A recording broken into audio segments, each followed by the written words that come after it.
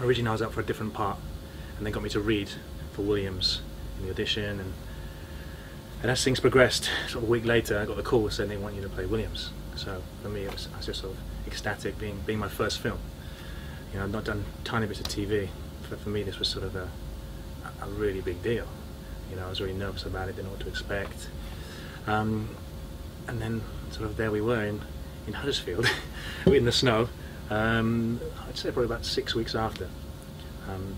That was my first day learning weapons training, which was a bit insane.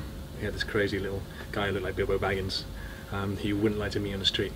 The way he handled weapons was I can't even describe. It was like a toy to him. So we had that training for 2 days, and we sort of met most of the cast in that time.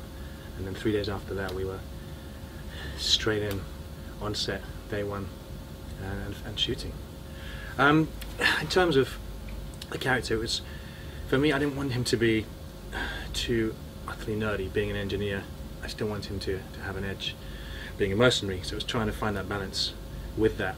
And working with Ned, who we did a lot of scenes together with, he was very funny. So it was always that sort of straight guy, funny guy. It was nice just to play around with him in our scenes.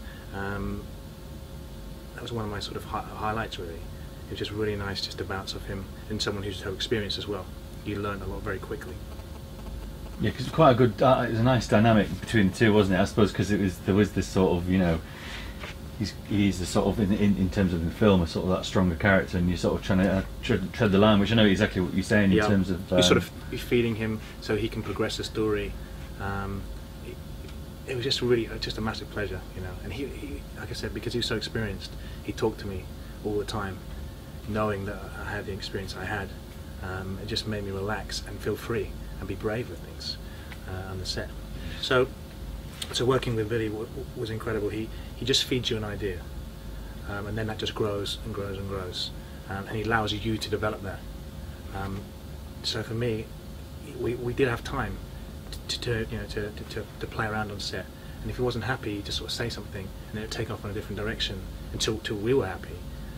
That was the whole joy of it. There was never sort of any stress, and between sort of camera takes, when there was switching angles, we had so much time. And he's a wonderfully sort of literate and able to explain things in very fine detail. You know, just hard looks and things like that, because he's obviously looking at it from a different aspect of what you're going to see on camera. We don't necessarily see that.